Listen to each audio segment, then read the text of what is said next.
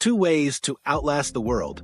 Somewhere in the Texas Hill Country, a family is standing at the bottom of a steel staircase, 40 feet underground, looking at a blast door thick enough to stop a truck. 1,000 miles northwest outside Taos, New Mexico, another family is standing in a sunlit greenhouse corridor, thick earthen walls glowing gold, ripe tomatoes hanging within arm's reach. Both families spent well over $100,000. Both believe they've built the safest home in America.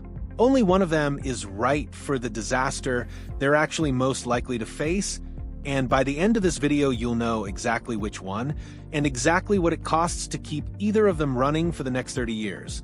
If you've ever wondered whether safety means digging down or building smart, hit like, subscribe, and tell me in the comments which one you'd bet your family's future on, because this comparison gets genuinely surprising the deeper we go. The vault beneath the hill country. Let's start underground, because that's where the fantasy usually begins. A serious underground bunker in 2026 typically runs somewhere between $200 and $400 per square foot for a standard build, which puts a modest 200 square foot shelter around $40,000 to $80,000. Step up into true luxury territory, however, and the math changes entirely. Custom-built, fully finished shelters with real bathrooms, kitchenettes, and blast-rated doors commonly land between $800 and $1,200 per square foot.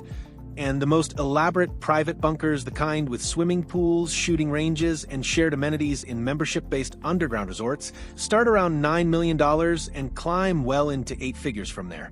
Walk down into one of these builds and the sensation is immediate. Cool, still air. A low, mechanical hum from the filtration system.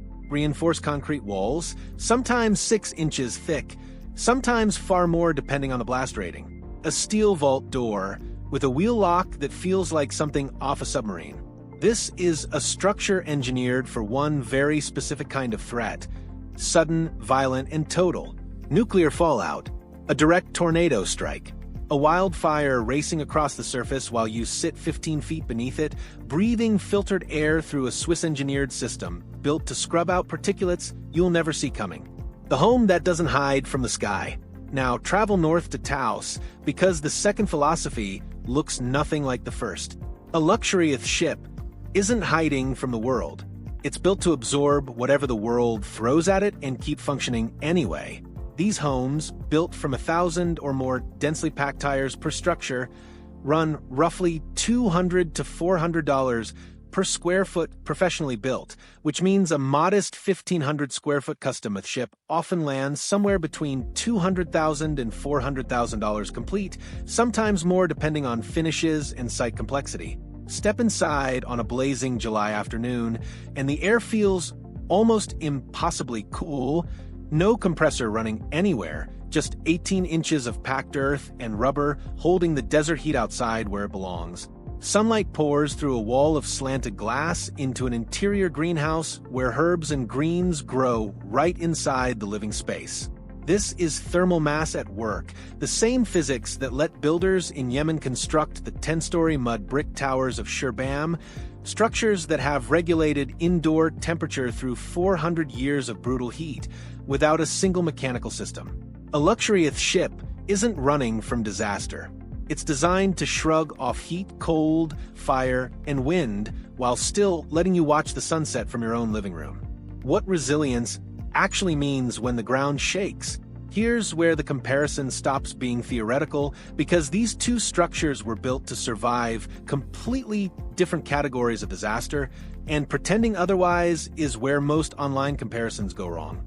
An underground bunker is structurally close to unbeatable against anything that happens above ground and stays above ground. Tornadoes, hurricanes, wildfires, even most conventional explosions lose almost all their destructive power the moment they have several feet of packed earth and reinforced concrete between them and you. That is not marketing. That is basic physics, the same reason storm shelters have saved lives in Oklahoma and Kansas for decades. But a bunker has a narrower job description than people assume. It protects you from the sky. It does very little for you if the disaster is slow, structural, or tied to the ground itself, flooding, groundwater intrusion, or shifting soil after an earthquake.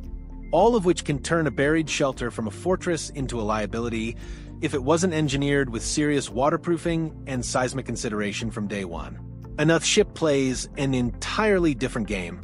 Its 18-inch earthen walls provide genuine resistance to wildfire, since compacted earth simply does not burn, and genuine resistance to storm debris and small arms fire when built to the thicknesses professional builders now use.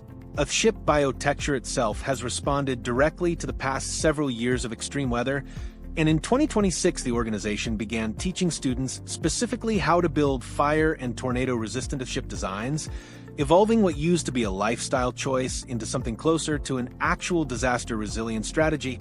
2025 alone brought 23 separate billion-dollar weather disasters to the United States, one of the highest totals ever recorded, and that number is exactly why both of these building philosophies are having a moment right now. Climate risk stopped being background noise. It became the thing everyone with money is quietly building against. The bill that arrives after the danger passes. This is the part almost nobody talks about, honestly, and it's the part that actually decides which of these homes make sense for real life, rather than just a worst-case scenario. A bunker's maintenance costs are real, ongoing, and easy to underestimate. Air filtration systems need filter replacements on a schedule, not a whim, because a clogged filter in an actual emergency is not a minor inconvenience. Backup generators need regular servicing and fuel rotation. Water storage systems need periodic testing for contamination. Dehumidifiers often run continuously underground to prevent mold and concrete degradation, quietly adding to a power bill even when nothing is wrong. None of these costs are dramatic individually, but stacked together over years. They transform a bunker from a one-time purchase into a small, ongoing subscription to your own survival, something owners frequently forget to budget for until the first filter replacement invoice arrives. And Earthship's maintenance story runs almost in reverse. Once the thermal mass has cured, a process that documented owner accounts consistently place at 2 to 3 years for a brand new build, the home's biggest ongoing systems, water catchment, filtration, gray water recycling, black water treatment, are largely passive, powered by gravity, sunlight, and designed rather than machinery that needs servicing on a calendar. One Earthship owner who spent decades in New York City before relocating to New Mexico now pays roughly $90 a year, not per month, for propane to heat his water. That number sounds almost fictional until you realize it's the direct payoff of a $60,000 water and power systems investment finally earning its keep year after year with remarkably little intervention required. The quiet cost neither one advertises. Here's the twist that changes everything once you actually run the comparison side by side. A luxury bunker's resilience is front-loaded. You pay an enormous amount up front for concrete, steel, and blast-rated hardware, and then you pay smaller recurring costs to keep the life support systems functional, filters, generators, water testing, typically running somewhere in the low thousands annually depending on scale. It is, in a strange way, closer to owning a very serious insurance policy that occasionally needs its premium topped up. An Earthship's resilience is backloaded. The systems cost more to design and build correctly the first time. That $60,000 off-grid infrastructure alone nearly matches the price of an entire budget bunker. But once it's running, the ongoing costs shrink dramatically because the sun and the earth are doing most of the actual work for free, every single day, without anyone flipping a switch. The honest math says a bunker asks for money on a schedule. An Earthship asks for patience up front and very little afterward, where each one actually fails. Neither structure is invincible, and a channel built on honesty has to say the uncomfortable part out loud. Bunkers built without proper waterproofing have documented histories of groundwater seepage, turning a survival shelter into a mold problem within a single wet season, and poor ventilation planning in cheaper builds can create dangerously stale air far faster than owners expect. Earthships, meanwhile, run into a very specific and well-documented failure mode outside their native climate.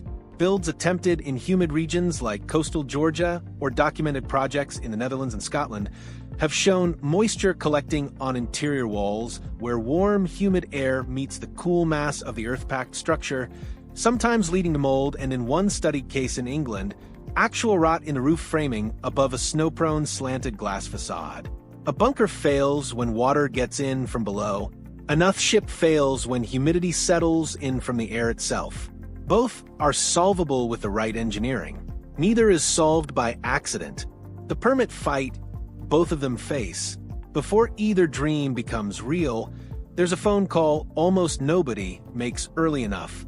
Bunkers typically require permits for underground structures in most jurisdictions, often running $3,000 to $15,000 in engineering and permitting fees depending on location and complexity, and some counties treat a private underground structure with the same scrutiny as a commercial excavation project. Earthships face their own version of this fight, since tire construction sits outside most standard building codes entirely. New Mexico passed the Sustainable Development Testing Site Act specifically to give Earthships legal room to exist, and most other states simply haven't, which means a serious Earthship project often needs an engineer's stamp and a zoning variance before a single tire gets packed. Both paths require the same unglamorous first step, a call to your local building department, long before you fall in love with a floor plan or a blast door catalog, choosing between two very different kinds of safety. By now, the real shape of this comparison should be obvious. A bunker buys you certainty against the sky, the fastest, most violent category of disaster, wrapped in concrete and steel that simply does not negotiate with a tornado or a firestorm.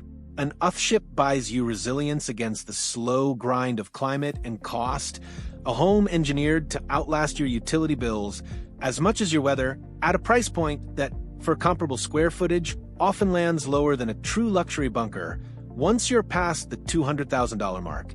Neither one is the objectively smarter investment. The smarter one is whichever threat actually keeps you up at night, the sudden one or the slow one. The truth worth digging for. So here's where this actually lands. A bunker and a luxury Earthship are not really competing for the same fear. One is built to disappear from danger entirely sealed, filtered, and utterly separate from the surface world above it. The other is built to stand in the middle of that same world and simply refuse to be broken by it. Thick walls, holding heat, holding cold, holding fire at bay while the sun does the rest of the work for free. Understanding that difference, rather than just comparing price tags side by side, is what actually lets you choose the right kind of safety for the life you're trying to protect. If breaking down real numbers behind big dreams like this is your thing, subscribe because there's a lot more ground and a lot more depth left to explore together.